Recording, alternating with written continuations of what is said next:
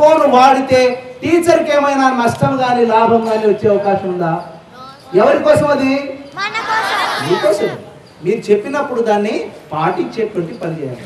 అయినా కూడా సెల్ ఫోన్లో అంతలో ఏముందని చాలా మంది, ఒకసారి ఒక అమ్మాయి బాగా మంచి డ్రెస్ వేసుకున్నది. అమ్మాయి ఎంత బాగా డ్రెస్ వేసుకున్నదంటే చూస్తే ఖచ్చితంగా ఆ అమ్మాయి నా కూతురులాగా అనిపించింది. అంత చక్కగా ముస్తాబైంది.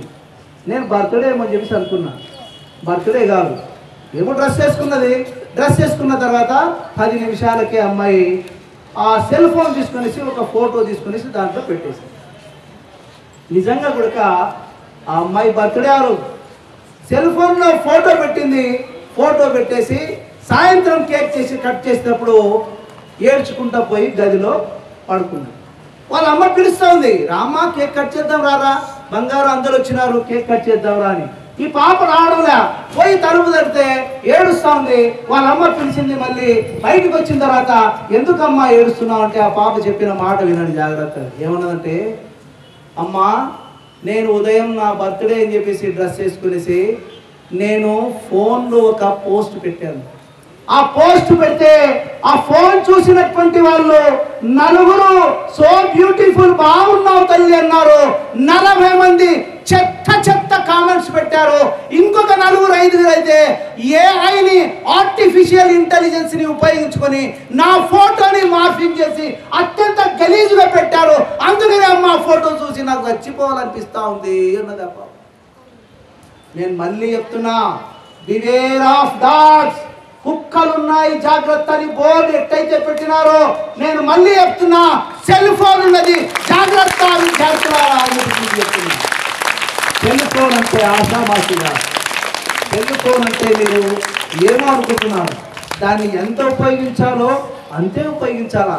అంతకు మించి శృతి మించి ఉపయోగిస్తే అది మీకు నష్టం ఎక్కువ కలిగించేటువంటి అవకాశం ఉంది. అయితే ఈ ఆర్టిఫిషియల్ ఇంటెలిజెన్స్ అనేటువంటి పరిస్థితి వచ్చినాక ఖచ్చితంగా మీ ఫోటోలు సెల్ ఫోన్లలో మార్ఫింగ్ జరుగుతున్నాయి. మీరు సెల్ ఫోన్ జోలికి పోవాల్సినటువంటి అవసరం లేదు. అందుకని ఇప్పుడు మంచి చలికాలం, ఈ చలికాలంలో ఎవడైనా బుద్ధి మాలినవాడు, పనికి మాలినవాడు ఎవడైనా పోయి ఐస్ క్రీమ్ తింటారా? తినరు. తింటారా?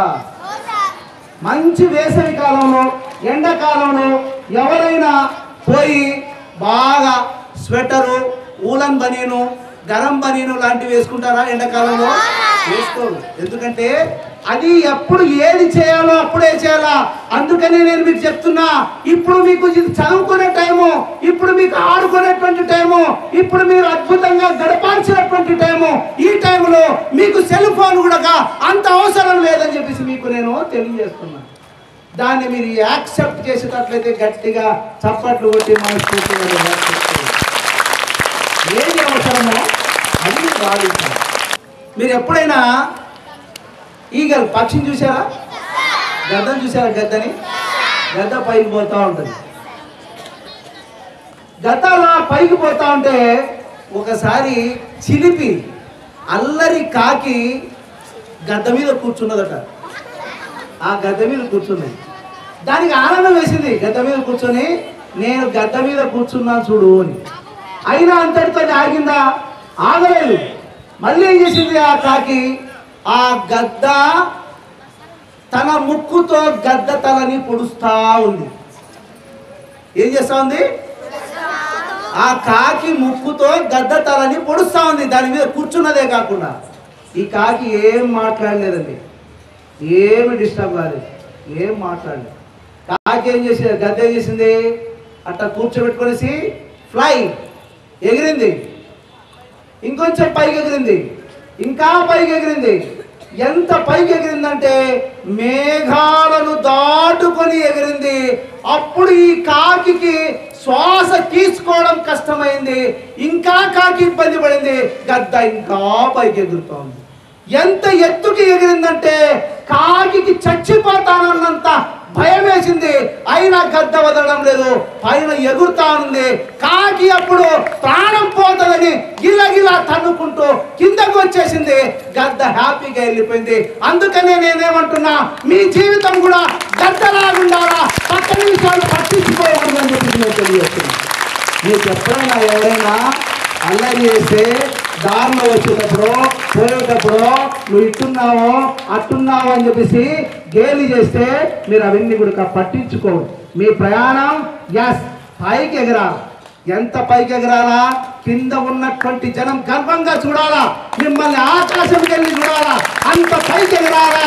అద్భుతంగా మీరు పైన ఎగురుతా ఉంటే కింద ఉన్నటువంటి వాళ్ళు సంతోషంతో చప్పట్లు కొట్టగలిగేటువంటి పరిస్థితి ఉండాలి. అది అందుకనేసి ఏంటంటే జీవిత లక్ష్యం అనేటువంటిది మీరు ఏర్పాటు చేసుకునేటప్పుడే మీరు పక్కన ఉన్నటువంటి ఏమీ కూడా పట్టించుకోకూడదు. అది మీ జీవితం.